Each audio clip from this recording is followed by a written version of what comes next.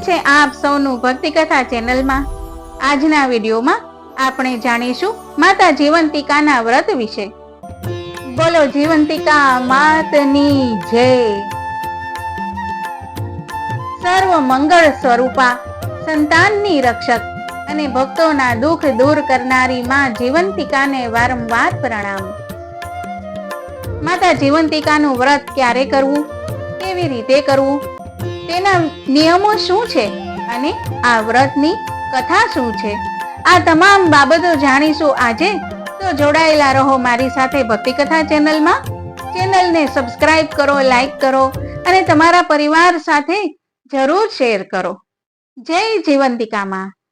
જીવંતિકા માતાનું વ્રત શ્રાવણ માસના પ્રથમ શુક્રવારે કરવામાં આવે છે, પરંતુ સૂતક હોય અથવા બીજી કોઈ સમસ્યા હોય તો બાકીના કોઈ પણ શુક્રવારે આ વ્રત કરી શકાય છે।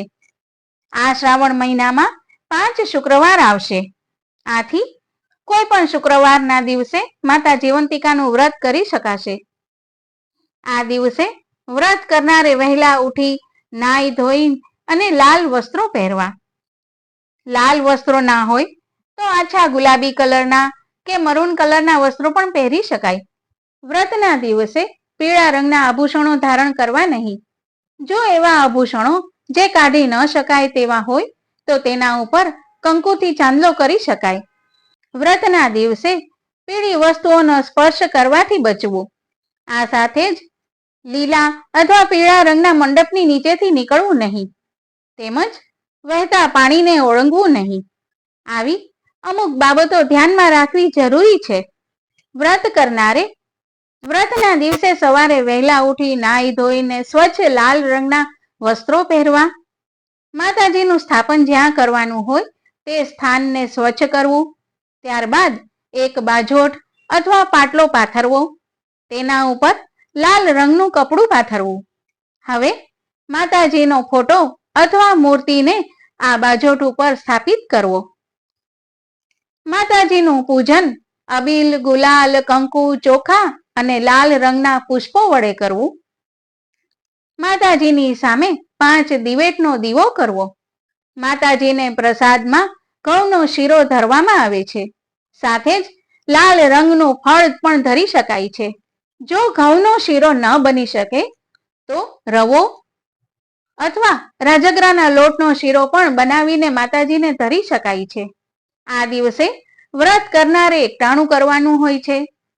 વ્રતમાં શીરો અને ઘઉંની બનેલી વસ્તુઓ ખાઈને એકટાણું કરી શકાય છે, પરંતુ જમવામાં હળદરનો ઉપયોગ કરી શકાતો નથી, તેમજ એક જ વાર ભોજન લેવામાં આવે છે।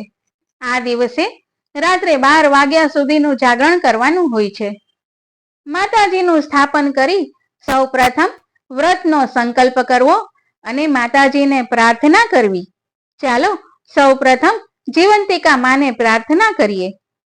હે માં જીવંતિકા, જગત જનની માતા, તમારા ચરણોમાં કોટી કોટી પ્રણામ। હે માતા, અમારા પરિવાર પર સદાય તમારી કૃપા દ્રષ્ટિ રાખજો। અમારા સંતાનોને સુખ, શાંતિ, સદબુદ્ધિ અને દીર્ઘ આયુષ્ય આપજો। તેમને દરેક સંકટથી બચાવજો અને જીવનમાં સાચા માર્ગે ચાલવાની શક્તિ આપજો। હે માતા જીવંતિકા, અમારા ઘરમાં પ્રેમ, એકતા અને આનંદ જળવાઈ રહે। દુઃખ, ભય અને અશાંતિ દૂર કરી તમારા આશીર્વાદથી અમારું જીવન સુખમય બનાવજો। માતા, અમારાથી જાણતા અજાણતા થયેલી ભૂલોને માફ કરજો। અમારી દરેક શુભ મનોકામનાઓ પૂર્ણ કરજો અને હંમેશા તમારા ચરણોમાં ભક્તિ જળવાઈ રહે તેવી કૃપા કરજો। હે જીવંતિકા માં, સંતાનોની રક્ષા કરનારી માં, અમારા પરિવારનું સદા રક્ષણ કરજો। આ રીતે પ્રાર્થના કરી ત્યારબાદ માતાજીનું પૂજન કરવું અને માતાજીની વ્રત કથા સાંભળવી। વ્રત કથા સાંભળ્યા પછી માતાજીની ક્ષમા પ્રાર્થના કરવી। હે માતા, મારી પૂજા અર્ચનામાં જાણતા કે અજાણતા કોઈ ભૂલ થઈ હોય, મંત્રોચ્ચારમાં કોઈ અશુદ્ધિ રહી ગઈ હોય, પૂજા સામગ્રીમાં કોઈ ખોટ રહી ગઈ હોય અથવા મન, વાણી અને કર્મથી કોઈ અપરાધ થયો હોય તો હે કરુણામયી માતા, મને ક્ષમા કરજો. હે માતા, જો મારી ભક્તિમાં કંઈ ઓછપ રહી ગઈ હોય તો તેને મારી અપૂર્ણતા સમજીને ક્ષમા કરજો. મારી ભાવનાનો સ્વીકાર કરજો અને તમારા ચરણોમાં મારી શ્રદ્ધા અડગ રાખજો. આ પ્રમાણે માતાજીનું સ્થાપન અને પૂજન કર્યા પછી માતાજીની વ્રત કથા કરવામાં આવે છે. વ્રત કથા કરતી વખતે જમણા હાથમાં ચોખા રાખવા અને વ્રત સાંભળતી વખતે જય માતાજી નામનું રટણ કરવું. તો ચાલો હવે આપણે સાંભળીએ જીવંતિકા માતાજીની વ્રત કથા. પ્રાચીન કાળમાં શીલભદ્રા નામની નગરીમાં સુશર્મા નામનો એક રાજા થઈ ગયો. તેની રાણીનું નામ સુલક્ષણા હતું.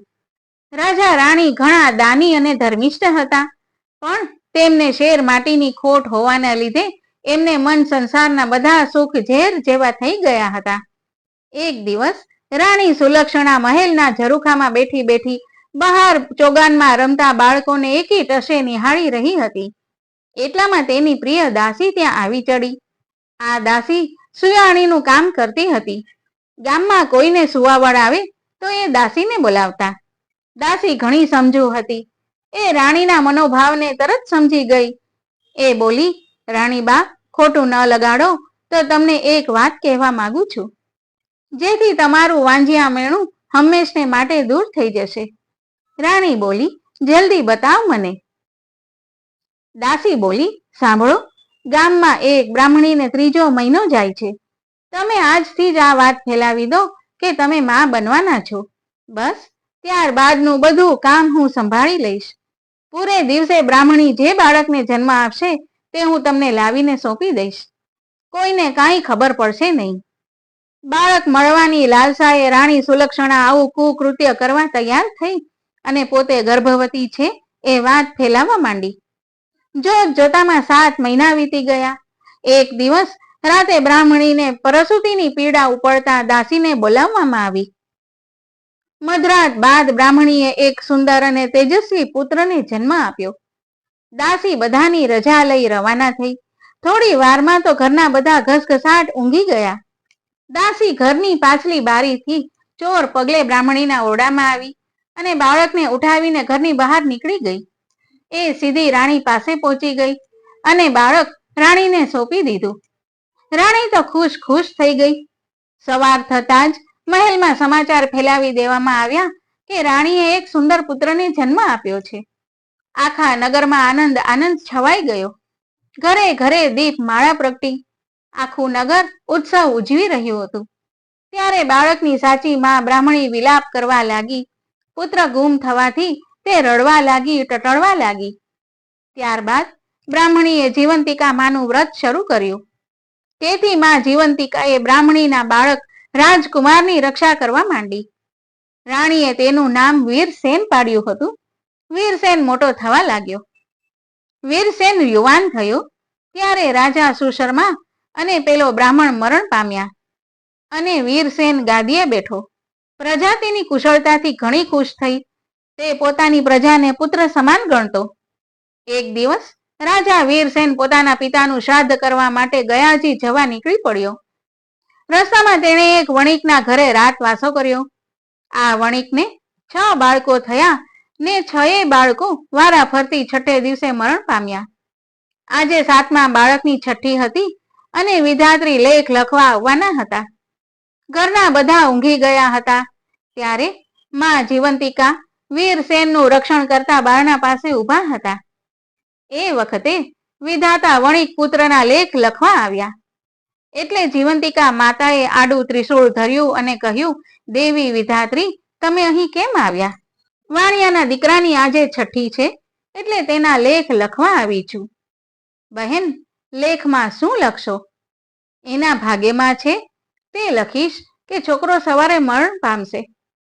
ના ના વિધાત્રી, એવું તમારાથી ન લખાય. હું તમારી મોટી બહેન અહીં હાજર હોઉં અને તમે આવું અમંગળ ન લખી શકો. છેવટે વિધાત્રીએ જીવંતિકાની વાત માની દીર્ઘાયુષ લખી ચાલતા થયા. સવાર થતા વણિક પોતાના છોકરાને જીવતો જોઈ ખૂબ અચરજ પામ્યો. તેના હરખનો પાર ન રહ્યો. તેણે વીરસેનને શુભ પગલાનો માની તેની ખૂબ સરભરા કરી. વીરસેન બીજા દિવસે જવા તૈયાર થયો ત્યારે વણિકે ખૂબ જ આગ્રહ કરીને ફરીવાર આવવાનું કહ્યું. વીરસેને હા પાડી. પછી તે ત્યાંથી ઘણા દિવસે ગયાજી પહોંચ્યો. ત્યાં જઈ પિતાની શ્રાદ્ધ ક્રિયા પૂરી કરી. જ્યાં એ પિંડદાન કરવા જતો હતો ત્યારે નદીમાંથી 2 હાથ બહાર આવ્યા. આ જોઈ વીરસેનના અચરજનો પાર ન રહ્યો. તેણે પિંડ એક હાથમાં મૂકી દીધો. પછી તેણે પંડિતોને આનું કારણ પૂછ્યું. ત્યારે પંડિતો પણ તેનો જવાબ આપી શક્યા નહીં. આમાં બીજા હાથ કોઈ દેવીના હાથ જેવો લાગતો હતો. વીરસેન શ્રાદ્ધ ક્રિયા પતાવી પાછો વળ્યો. રસ્તામાં પેલું વણિકનું ઘર આવ્યું. વીરસેન તે વણિકના ઘરે ગયો. તે દિવસે પણ વણિકને ત્યાં ફરી બીજા બાળકની છઠ્ઠી હતી. મધરાત થતા પાછા વિધાત્રી લેખ લખવા આવ્યા. આ વખતે પણ માં જીવંતિકાએ તેમને રોક્યા અને આ બાળકનું દીર્ઘાયુષ લખવા કહ્યું. વિધાતાએ આજ્ઞા માન્ય રાખી. લેખ લખીને પાછા ફરતી વખતે વિધાતાએ પૂછ્યું, દેવી જીવંતિકા, તમે આ વણિકના ઘરે કેમ પધાર્યા છો અને આ રાજકુમારનું રક્ષણ શા માટે કરો છો? આ જ ક્ષણે વીરસેનની આંખો ખુલી ગઈ અને તેને કોઈ વાતો કરી રહ્યો હોય તેવું લાગ્યું. તે ચૂપચાપ પથારીમાં પડ્યો પડ્યો વાત સાંભળવા લાગ્યો. જીવંતિકા દેવી બોલ્યા, દેવી વિધાત્રી, આ બાળકની માતા વર્ષોથી શુક્રવારે મારું વ્રત કરે છે. તે દિવસે પીળા વસ્ત્રો પહેરતી નથી, પીળા અલંકારો ધારણ કરતી નથી, ચોખાના પાણીને ઓળંગતી નથી અને પીળા માંડવા નીચે જતી નથી. તેથી મારે આ રાજકુમારની રક્ષા કરવી પડે છે. એ જ્યાં જાય ત્યાં મારે જવું પડે છે. તેના લીધે હું આજે આ વણિકના ઘરે છું. જ્યાં સુધી વણિકના ઘરે મારો વાસ હોય ત્યાં સુધી હું તેના બાળકનું અહિત કશી રીતે થવા દઉં? ભલે કહી માં વિધાત્રી જતા રહ્યા. બંને દેવીની વાત સાંભળી વીરસેન વિચારમાં પડી ગયો. તેની માતા કોઈ વ્રત કરતી હોય એવું એને યાદ ન હતું. છતાં એણે માતાને પૂછીને ખાતરી કરવાનું નક્કી કર્યું. સવાર થતા વણિકે જોયું તો તેનો બીજો દીકરો પણ જીવતો જણાયો. એને લાગ્યું કે નક્કી વીરસેન કોઈ મહાન માણસ છે. બીજા દિવસે વીરસેને રજા માંગી ત્યારે વણિકે તેમને આનંદથી રજા આપી. ઘણા દિવસો બાદ વીરસેન પોતાના રાજ્યમાં આવ્યો. મહેલમાં જઈ રાણીમાને પૂછે છે, માં, તમે કયું વ્રત કરો છો? માએ જવાબ આપ્યો, બેટા, હું તો એકેય વ્રત કરતી નથી. આ સાંભળી રાજકુમારને નવાઈ લાગી. તેને શંકા પડી કે આ મારી સગી માં નથી. તેણે પોતાની માને શોધી કાઢવાનું નક્કી કર્યું. શ્રાવણ માસના પહેલા શુક્રવારે રાજા વીરસેને આખા નગરમાં ઢંઢેરો પીટાવ્યો કે આજે નગરની બધી સ્ત્રીઓ પીળા વસ્ત્ર પહેરીને જમવા આવે, કોઈએ ઘરે રહેવું નહીં. શુક્રવારના દિવસે બધી સ્ત્રીઓ પીળા વસ્ત્રો પહેરી જમવા આવી. રાજકુમારે પોતાના અનુચરોને મોકલી નગરમાં તપાસ કરાવી કે કોઈ બાકી તો રહ્યું નથી ને. થોડી વારમાં અનુચરોએ આવીને જાણ કરી કે એક બ્રાહ્મણી પીળા વસ્ત્ર પહેરીને આવવાની ના પાડે છે. આજે એને જીવંતિકા માતાનું વ્રત હોવાથી તે પીળા વસ્ત્રો નહીં પહેરે. રાજા વીરસેન આખી વાત સમજી ગયો. તેણે તરત જ બ્રાહ્મણી માટે લાલ વસ્ત્રો મોકલ્યા. બ્રાહ્મણી લાલ વસ્ત્રો પહેરીને આવી. રાજકુમાર પોતાની માને જોઈને ખૂબ રાજી થયો. માં દીકરો સામ સામે મળતા જ બ્રાહ્મણીના સ્તનમાંથી દૂધની સેર નીકળી રાજકુમારના મોંમાં પડી. આ જોતા જ નગરજનો સ્તબ્ધ બની ગયા. રાજકુમારે રાણીમાને આ બાબતે પૂછતા રાણીએ રડતા રડતા સઘળી હકીકત જણાવી દીધી. વીરસેન પેલી બ્રાહ્મણીને માં કહીને ભેટી પડ્યો અને તેને પોતાની સાથે રાજમહેલમાં રાખી. જીવંતિકા માના વ્રતના પ્રભાવથી બ્રાહ્મણીને પોતાનો ખોવાયેલો પુત્ર પાછો મળ્યો અને માતાજીએ તેનું રક્ષણ કર્યું. હે માં જીવંતિકા, તમે જેવા બ્રાહ્મણના બાળકનું રક્ષણ કર્યું તેવા વ્રત કરનાર સૌના બાળકનું રક્ષણ કરજો અને એમને સુખ સંપત્તિ આપજો. હે માતા, અમારી ભૂલો માફ કરજો અને અમને સત્ય, સેવા અને ભક્તિના માર્ગે ચાલવાની શક્તિ આપજો. જય જીવંતિકા માતા. સર્વ મંગલા જીવંતિકા માતાની જય. માતાના ચરણોમાં કોટી કોટી પ્રણામ.